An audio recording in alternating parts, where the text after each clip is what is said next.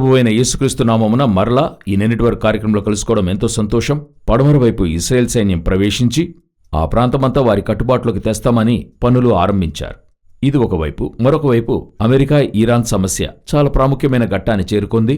అది కూడా దాటి అమెరికా రష్యా మధ్య అణు ఆయుధ ఒప్పందం 2010లో జరిగింది. అది ముగింపుకొస్తుంది. ఒబామా కాలంలో చేయబడింది, ముగింపుకొస్తుంది. ఇక ఇద్దరూ అణు ఆయుధాలను ఎన్నైనా తయారు చేయొచ్చంటున్నారు. దానికి ఇక షరతులు లేవు అంటున్నారు. ప్రపంచం ఒక తీవ్ర పరిస్థితిని ఎదుర్కొంటుంది. ఇవన్నీ కూడా దాటి ఈ కార్యక్రమంలో మరికొన్ని విషయాలను మనం చూడబోతున్నాం. రండి కార్యక్రమంలోనికి వెళదాం. మొట్టమొదటిగా ఇప్పుడు ఈ వారంలో సంచలనాత్మక సంభవం జరిగింది. ఇటలీ మిలన్ నగరంలో శీతాకాలపు ఒలింపిక్స్ ఓపెనింగ్ సెరమనీలో సాతానును ఆరాధించే చిహ్నం ప్రదర్శనమైనట్టు ప్రపంచమంతటా తెలిసింది. ఈ సాతాను చిహ్నం ప్రదర్శించబడటం అన్నది ఏదో మొదటిసారి జరిగింది కాదు. 2022లో కామన్వెల్త్ గేమ్స్లో ఇది చూపించబడింది. అప్పుడే దీనిని గురించి ఎంతో చెప్పుకునేవారు. 2024లో ప్యారిస్లో జరిగిన ఒలింపిక్స్లో ఇది చూపించబడింది. 2016లో స్విట్జర్లాండ్లో ఒక టనల్ ఓపెన్ చేశారు. అందులోనూ ఈ సాతాను ఆరాధన చిహ్నములు లేక దాని గూర్చిన కార్యాలు బహిరంగంగా చూపించబడ్డాయి. ఇప్పుడు మిలాన్ ఇటలీలో ప్రదర్శించబడుతుంది. ఇవన్నీ దేనిని సూచిస్తున్నాయని అడిగినట్లయితే సాతాను ఆరాధికులు చాలా ప్రాముఖ్యమైన చోటికి వాళ్ళొచ్చున్నారు. ఆధిపత్యం చేసే స్థలానికి వచ్చున్నారు. తమ కార్యాలను ఎక్స్పోజ్ చేస్తున్నారు అనేది మనం చూస్తున్నాం. ఈ సాతాను ఆరాధికులు ఒక కాలంలో మర్మముగా ఉండేవాళ్లు. వీరి ఆరాధన అన్ని కాలాల్లోనూ ఉన్నట్టు బైబిల్లో చూస్తాం. కాని ఇప్పుడు వారు బహిరంగంగా వస్తున్నారు. వారి యొక్క పవర్ ప్రపంచమంతటా పెద్ద పెద్ద పోస్టింగ్లో ఉంది. ఉదాహరణకు చెప్తా, యుఎన్లో ఉంది, WHO ఉంది. ఈ విధంగా పెద్ద పెద్ద స్థలాల్లో సాతాను ఆరాధికులు వస్తారు. నేను చెప్పే సాతాను ఆరాధికులంటే ఇతర దేవుళ్లను సాతాన్ అంటారు కొంతమంది. అది చెప్పడం లేదు. నేరుగా సాతాన్నే ఆరాధిస్తారు. వీళ్లు నరకానికి వెళ్లడానికి గురించి మనం ఏదైతే సాతాన్ అంటామో వాటన్నిటినీ అనుసరిస్తారు. ఈ మధ్య కూడా చూశారు. ఒక ద్వీపంలో ధనవంతుడు ప్రపంచంలో ఉన్న నాయకులను పిలిపించి హేయమైన కార్యాలు, భయంకరమైన కార్యాలు, సాతాను కార్యాలు చేసినట్టుగా చూస్తున్నాము. ప్రపంచమే చెప్పుకుంటుంది. ఇప్పుడు ఇటువంటి వ్యక్తులు పెద్ద పెద్ద పోస్టింగ్లో వచ్చి కూర్చుంటున్నారు. ఆ పోస్టింగ్కి రావడానికే సాతాను సహాయం అవసరమని వారు నమ్ముతున్నారు. కాబట్టి సాతానికి బలి ఇస్తున్నప్పుడు, సాతాన్ని వాళ్ళు శాంతపరుస్తున్నప్పుడు వాడు ఇవన్నీ ఇస్తాడు అనేటువంటిది. మత్తయి 4వ అధ్యాయంలో నాకిష్టమైన వారికి నేనిస్తానని చెప్తున్నాడు గదా, అది నమ్ముతున్నారు. యాక్చువల్గా సాతాను అబద్ధమునకు జనకుడై ఉన్నాడు. ఇర్మియా 27వ అధ్యాయంలో దేవుడే తనకి ఇష్టమైన వారికి అది ఇస్తున్నాడు. రాజులను పడగొట్టి ఏర్పరచువాడు ఆయనే. ఒక కూటమి ఏం చేస్తుందని అడిగితే వాడు చెప్పే అబద్ధాన్ని నమ్మి ఇలాంటివి చేసి పైకి రావాలి, పెద్ద పెద్ద పోస్టింగ్లో కూర్చోవచ్చు అనుకుంటున్నారు. మనకి తెలిసిన ప్రఖ్యాతిగాంచిన నగరంలో, ఆ నగరంలో ఉన్న ధనికులందరూ అటువంటి ఒక వ్యవస్థలో వారు ఉన్నారు. వారు దానికేమంటున్నారు? ఆ సాతాను జట్టులో వాళ్ళు కలిసిన తర్వాతే వారు అలా ధనవంతులయ్యారు అని చెప్తున్నారు. ఇది పలు దేశాల్లో, ముఖ్యమైన నగరాల్లో పలు ముఖ్యమైన ధనికులు, పై అధికారంలో ఉన్నవాళ్లు ఇందులో మెంబర్స్గా ఉన్నారు. ఇది ఏదో ఒక కాలంలో బయటికి తెలియకుండా మరుగ్గా ఉండింది. ఈరోజు బయటికొస్తుంది. అంటే అర్థమేంటి?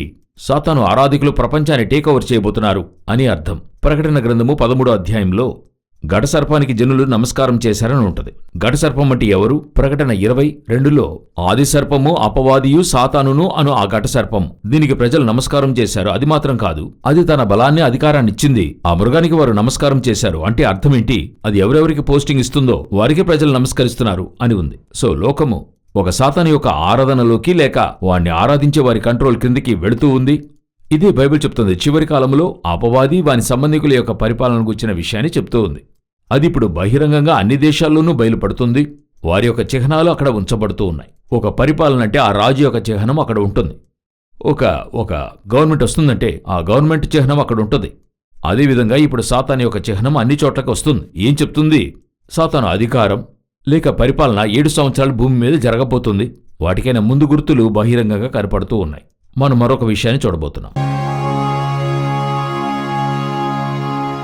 ఇస్రాయేల్లో ఒక అతి ముఖ్యమైన సర్వే జరిగించారు. ఆశ్చర్యపడే సర్వే.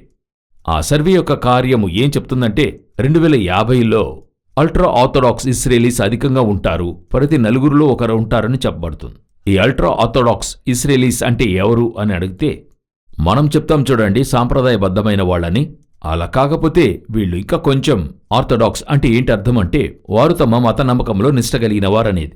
సాధారణంగా వీళ్ళకి లోకానుసారంగా పెట్టే పేరు ఏంటంటే రైట్ వింగ్స్ అంటారు. లేకపోతే కొంతమంది వీళ్ళని ఫ్యాసిస్ట్ అని చెప్తారు. వాళ్ళేం చేస్తారని అడిగినట్లయితే తమ దేవుని కోసం, తమ ప్రజల కోసం వీళ్ళేం చేస్తారు? అన్నిటిని కూడా వదులుకుంటారు. అయితే కొంతమంది ఫ్యాసిస్టులున్నారు. తమ దేవుని కోసం మిగతా వారిని చంపుతారు, వారి స్థలాలు పడగొడతారు, మిగతా వారిని వారి వారి దేవుళ్లను వెదక్కూడదని చెప్పి వీళ్ళేం చేస్తారని అడిగితే వారి హక్కును లాక్కుంటారు. ఈ విధంగా ఫ్యాసిస్టులుంటారు. ఈ ఫ్యాసిస్టులు ఎలాంటివారంటే హిట్లర్ లాంటి వ్యక్తులు. ఈ హిట్లర్ వంటి వ్యక్తులు ఈరోజు చూసినట్లయితే లోకమంతటా అన్ని దేశాల్లోనూ ఉన్నారు. వీరికి వారి దేవుళ్లను అనుసరిస్తే ఇష్టం లేదు. వారి దేవుణ్ణి వారు ఆరాధిస్తారు, కానీ మిగతా దేవుళ్లను ఆరాధించకూడదని చెప్తారు. ఇది ఒక విధమైన మెంటల్ సమస్య అది. సో వారిని అలా వదిలేద్దాం. వీళ్ళేంటి ఆర్థోడాక్స్లో అల్ట్రా ఆర్థోడాక్స్. వీళ్ళేంటంటే ఎంతో పిన్ పాయింట్గా తమ దేవుణ్ణి ఆరాధిస్తారు. ఆ వాక్యాన్ని అట్లే ధర్మశాస్త్రాన్ని పాటించి ఆ ధర్మశాస్త్రం కోసం జీవిస్తారు. అటువంటి ఒక ఆర్థోడాక్స్, అల్ట్రా ఆర్థోడాక్స్ జ్యూస్ ఇప్పుడు ఇంక్రీస్ అవుతూ వస్తున్నారు అని చెప్తున్నారు.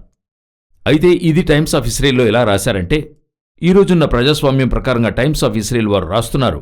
ఈనాటి పరిస్థితులను బట్టి ఎలా రాస్తున్నారంటే, వీళ్లు పెరగడం మంచిది కాదు, ఎందుకంటే వీళ్లు మిలిటరీలోనికి రారు.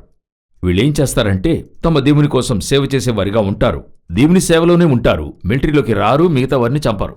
అయితే ముందుగా చూసిన ఫ్యాసిస్టులు ఎలాగుంటారంటే మిలిటరీలో ఉండి మిగతా వారిని చంపుతారు. ఆ మిలిటరీ తమ కంట్రోల్లో ఉండి తామే ఉండాలి, అందులో తమ వంటి ఆరాధికులే ఉండాలి అని అనుకునేటువంటి ఫ్యాసిస్టులు వాళ్ళు. వీళ్ళు అలా కాదు, మిలిటరీలోనే చేరరు. వీళ్ళు దేవుని కోసం, అందులో ఆ దేవుణ్ణి ఆరాధించే కార్యక్రమం, అందులో ఉండే ధర్మశాస్త్రము, దేవాలయం ఇలాగే ఉంటారు. ఇటువంటి ఆర్థోడాక్స్ ఇస్రాయెలైట్స్ ఇంక్రీస్ అవుతూ ఉన్నారు. ఇది విచారకరమని టైమ్స్ ఆఫ్ ఇస్రాయెల్ చెప్తుంది. ఏం చెప్తుంది? వీళ్ళందరూ ఇలా పెరిగారంటే, ఇటువంటి వ్యక్తులు అధికమయ్యారంటే మిలిటరీలోకి మనుషులు రారు, అటు తర్వాత ఇటువంటి సోషల్ మీడియా ఇటువంటి వాటి లోపలికి రారు, వీళ్ళు ఇటువంటి వాట్సప్ లేకపోతే ఫేస్బుక్ అటువంటి వాటిల్లోకి పాల్గొనరు. వీళ్ళు పూర్తిగా ఆ టోరాలో, ఆ ధర్మశాస్త్రంలో ఉంటారు. అయితే మనం చూస్తున్న ఫ్యాసిస్టులు ఎలాగుంటారంటే, వీళ్ళొచ్చి ఈ విధంగా ఒక మీడియానో వాట్సప్పో అన్ని తమ చేతిలో కంట్రోల్లో ఉంచుకొని, ఆ మీడియానే తమ కంట్రోల్లో ఉంచుకొని తాము చెప్పేదే ప్రొపగండా చేస్తూ, మిగతా వారిని కొరత చూపిస్తూ, మిగతా వారిని ఇతర మతస్థులను దుష్ప్రచారం చేస్తూ, వారిని గూర్చిన నెగటివ్ అయిన కామెంట్స్ వేస్తూ ఉంటారు. మీడియాని తమ కంట్రోల్లో ఉంచాలనుకుంటారు. హిట్లర్ లాగా. హిట్లర్ అలాగే చేశాడు. ఈ విధమైన ఆర్థోడాక్స్ జ్యూస్ వేరే. వీరెవరని అడిగితే తమ దేవుళ్ల కోసం తమను అర్పించుకొని ధర్మశాస్త్ర ప్రకారం జీవించాలి అని చెప్పి వారు పూర్తిగా ఉంటారు. సరే, ఎందుకు ఈ న్యూస్ ఇప్పుడు చెప్పుకుంటున్నాం అని అడిగితే, ఈ న్యూస్ చెప్తున్నప్పుడు దేవుడు ఒక కార్యాన్ని ప్రేరేపిస్తున్నాడు. అదే చెప్తున్నా. ప్రకటన గ్రంథము 7వ అధ్యాయం మొదటి 7 వచనాల్లో చూసినట్టయితే, చివరి కాలంలో అంటే ఇటువంటి కాలంలో దేవుని కోసం తమ్మును అర్పించుకున్న, అంటే దేవుని యొక్క ముద్రను పొందుకున్న 1,44,000 ఇశ్రాయేలీయులు ఉంటారని బైబిల్ చెప్తుంది. ఒక్కొక్క గోత్రములోనూ 12,000 మంది ఉంటారు. వీరు ధర్మశాస్త్రాన్ని కరెక్ట్గా ఫాలో చేస్తారు, దేవుని కోసం తమను అర్పించుకునేవారు. దేవుడు వీరిపైన ఒక ముద్ర వేసి వీరిని భద్రపరుస్తాడట. ఆ 7 సంవత్సరాల్లో వీరు భద్రపరచబడతారు. అటు తర్వాత హర్మగెదోన్ ముగిసిన తర్వాత ఆ 1000 ఏండ్ల పరిపాలనలో వీరు భూమి మీద శరీరరీతిగా ఫలించి విస్తరిస్తారు. సో ఈ 1,44,000 ఇశ్రాయెలైట్స్ 12 గోత్రాల నుండి వారు వస్తారు. ఇప్పుడు అటువంటిదైన ఒక కూటం, సో ఇటువంటి ఒక జనము ముందు ఉండారు. ఎప్పుడు ఉండారంటే యేసు వచ్చిన కాలంలో. బాప్తిస్మకుడు యోహాన్ అంటాం కదా, అతడు అరణ్యములో ఉండేడని ఉంది కదా, అదేలాగా ఒక గ్రూప్ అన్నది అరణ్యములో ఉండి, యేసు మొదటిగా వచ్చిన కాలఘట్టంలో కుమరన్ గుహకు అతి దగ్గరలో తమ లైఫ్నే దేవునికి అర్పించినవారు. మెస్సయ్య వస్తాడు. ఇప్పుడు మనకు తెలిసింది బాప్తిస్మకుడు యోహాను. అటువంటి ఒక గ్రూపు, ట్రైబే ఉండారు. వీరందరూ మెస్సయ్య వస్తాడు, మేము వెళ్తాం. సో మెస్సయ్య కోసం కొందరు అందులో పెండ్లి కూడా చేసుకోకుండా ఉండారు. ఆ విధంగా ఎదురుచూసే కూటం ఉంటుంది. ఆర్థోడాక్స్, అల్ట్రా ఆర్థోడాక్స్ జ్యూస్, ఆ ఇశ్రాయేలీట్స్ అని చెప్తారు. ఇప్పుడు ఆ సమూహం ఉంది. ఇందులో ఏంటి ఆశ్చర్యమని అడిగితే, 2000 సంవత్సరాలుగా ఇశ్రాయేలీలే లేరు. ఒక ట్రైబును ఎక్కడికెళ్లారు ఏంటనేదే తెలీదు. ఇప్పుడు 12 ట్రైబ్స్ వారు తిరిగి వస్తూ ఉన్నారు. అన్ని వైపుల నుండి కూడా వారు తిరిగి వస్తూ ఉన్నారు. అందులో ప్రత్యేకించి చూసినట్లయితే వీళ్ళు, అంటే 7వ అధ్యాయంలో చెప్పబడిన ఈ సమూహము అల్ట్రా ఆర్థోడాక్స్ ఇశ్రాయేలీట్స్ ఇప్పుడు తయారవుతూ ఉన్నారు. దేవుని కోసం జీవించేవారు, తాము ఎటువంటి విషయాల్లోనూ జోక్యము చేసుకోననివారు, సామాజిక మాధ్యమాల నుండి వేరుపడినవారు, అటువంటి కార్యాల్లో జోక్యము చేసుకోననివారు. అటువంటి ఒక గ్రూపు తయారయ్యి ఉందని టైమ్స్ ఆఫ్ ఇస్రాయెల్ చెప్తుంది. వాళ్ళు నెగటివ్ వ్యూలో అది చెప్పారు. అయితే దాని వెనుక వీళ్ళు దేవుని కోసం వేచి ఉన్న ఒక కూటం. ప్రకటన 7వ అధ్యాయంలో చెప్పబడిన కూటముగా నేనది చూస్తున్నాను. వీళ్ళనే, ఇటువంటి వ్యక్తులనే దేవుడు ఆ 7 సంవత్సరాలు దాచి 1000 ఏండ్ల పరిపాలనలో ఫలించి వృద్ధి చేస్తాడు అని మనం చూస్తున్నాం. అటువంటి కూటము రెడీ అయ్యింది. చివరిగా ఒక కార్యాన్ని చూసి ముగించబోతున్నాం. గత కార్యక్రమములో మోల్ బుక్ గురించి చూశాం. అంటే ఈ ఏఐ వచ్చి తనకంటూ ఒక వేరుగా నెట్వర్క్ చేసుకుంది. అందులో తమకంటూ ఒక ప్రత్యేక భాషను ఏర్పరచుకున్నాయి, రిలీజియన్ ఏర్పరచుకుంది, వాటికి ఒక పుస్తకం రెడీ అయింది, అలా తమలో తాము మాట్లాడుకుంటున్నారు. ఇవన్నీ చూశాం కదా. ఇప్పుడు మరో ఘట్టానికి అది వెళ్ళింది. ఏంటని అడిగితే వీళ్ళు హ్యూమన్ హైరింగ్ అని చెప్తున్నారు. అంటే మనుషులను పనికి నియమించడానికి ఇప్పుడు ఒక అనౌన్స్మెంట్ చేయడమైంది. వారి యొక్క ప్రపంచానికి. ప్రపంచమంటే మరొకటి ఆలోచించద్దండి, మనం వాడుతున్నటువంటి మెటావర్స్ అనేటువంటివి కావు. ఈ ప్రపంచంలోనే ఇప్పుడు ఏఐ కంట్రోల్కి మొత్తం వెళ్ళిపోతూ ఉంది. సీఈఓస్ అన్ని ఏఐగా మారుతున్నాయి. కొన్ని పనులు మనుషులతో జరిగించాలి, మనుషులతోనే జరిగించగలరు. ఆ పనికి ఏఐ మనుషులను నియమిస్తోంది. మొదటిగా మనమేం చేస్తుండాము, మన పనికి ఏఐని యూజ్ చేస్తుండాం కదా. ఇప్పుడు అడ్వాన్స్ అవుతూ ఉంది.